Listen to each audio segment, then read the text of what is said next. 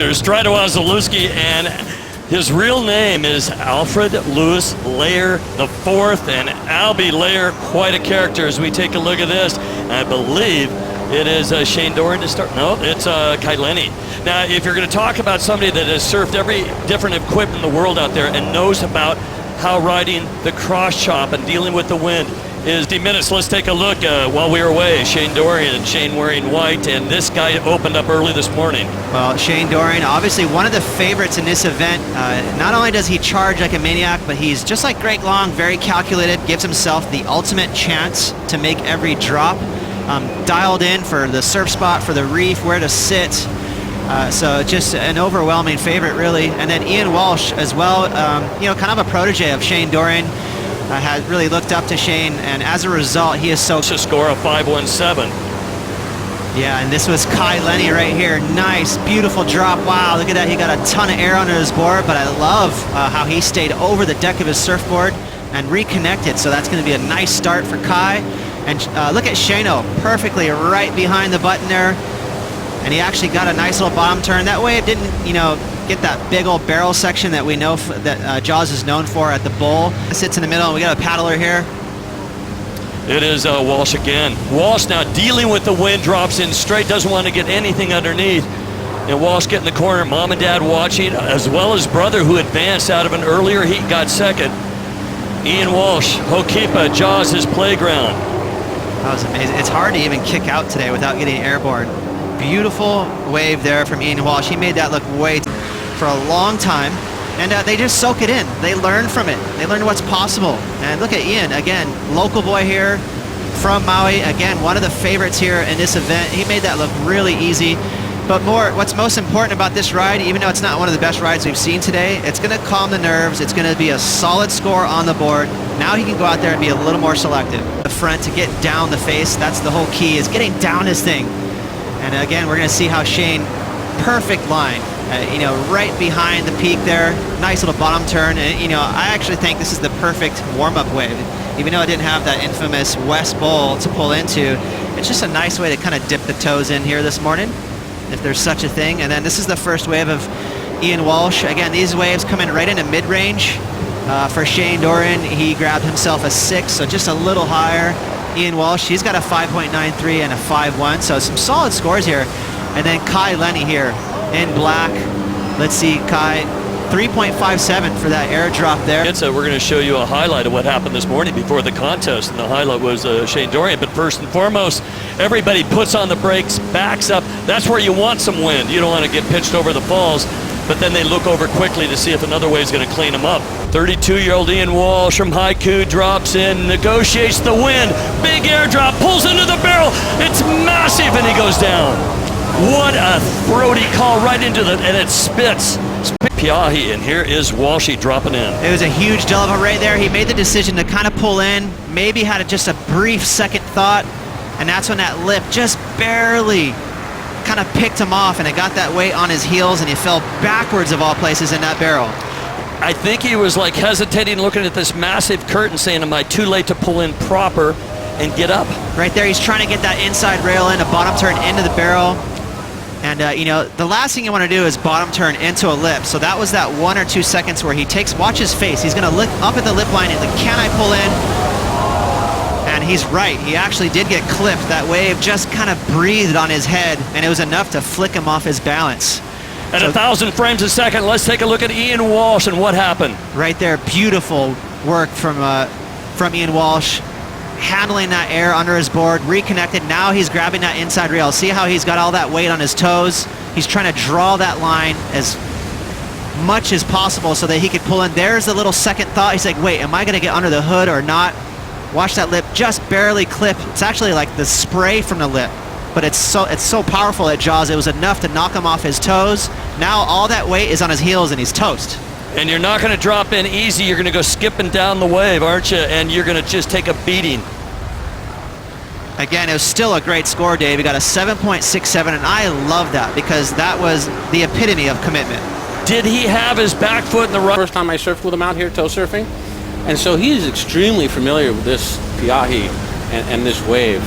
Well, he also has one of his proteges in the lineup in Ian Walsh, but right now, believe we're watching Nacho Gonzalez from the Basque Country of Spain. He's had a victory on the Big Wave Tour once before, a couple of years back. The good fortune of working with him. Here goes Kai right here. Wow, commitment plus from Kai Lenny. And there is some of that special athletic ability that Dave Kalama has been talking about. One of the most well-rounded surfers on the planet. He kite surfs, wind surfs. What else is to get into? Stand up. Well, I've worked a lot with him in stand-up. I'm one of his primary coaches for anything stand-up. And so the amount of... Score to drop for this wave. Take us through it, Dave. Yeah, you can see he's flipped the switch. I am going. And once you do that, it's all business. Like I was speaking about earlier. Fear's out the window. You take care of the matter at hand, and you're 100% there. It's interesting when you do that. When you're on that wave commands so much focus and so much being present in the moment. You can't consciously surf your way through that. You go into this sort of autopilot, and your subconscious takes over, and that means all your experience and your confidence are what's guiding you. And your confidence has to be so high to put yourself in that situation. It's just unbelievable. Look at that. It almost looks like his fins have cavitated a little bit, and he's compensating by getting that hand on the water, stabilizing himself, almost like an outrigger, and recorrecting and reattaching those fins so that now he can go into his rail and start projecting himself down the line. How much can you rely on the surface of the water using your hands in that situation when you're trying to stabilize yourself and, as you said, your fins are starting to drift? Well, you know, in that situation where you're going that fast, you're dealing with bump, you want the lowest foundation you can create for yourself, because that's stability. And stability forward, and you got to engage that rail. We'll have a look at Kai Lenny. He's taking off once again. His last score, a 7.77. And he is really starting to find his place in this lineup. Thank you very much, and we're set to go. And as we see, Shane Dorian looks like paddling into this one. It's got a lot of ribs on it. Going straight, he's going to make the bottom turn. And unfortunately, he goes down, but taking a look at the current leading, it looks like Ian Walsh is in the lead. Kai Lenny has take over second spot. Shane Dorian has dropped to third. Forget about today. You know, his typical MO is sitting out there and waiting for monster bombs. But when you're in a 45-minute, 50-minute heat, you have to be flexible. You have to move inside to get your wave quota. And that's exactly what Shane Dorian just did. Well, he's got that 617, so let's see if that helps his cause. Obviously, 2 waves will be counted, but the highest score will be doubled. So you 21.27 so far. What happened to Koa? Right here, really nice line there for Koa, but you can see that wind again. Oh my Lord, he got underneath his surfboard, and again, as soon as you detach from the face of the wave, you're at the mercy of whatever that wind's going to do to you. I mean, you're literally flying, and you can see Koa bailed out in front of his board and actually body surfed in the barrel right there, grabbing a ski just in time before that wave smashes behind him. And that's possibly why there it is. This is where the whitewash picked the driver off the ski. As soon as you get sideways in one of these waves, it will roll you within a second. So it's really steep, but you can see because the wave is so steep, he's going to get airborne. And as soon as you get airborne, the wind's going to take over.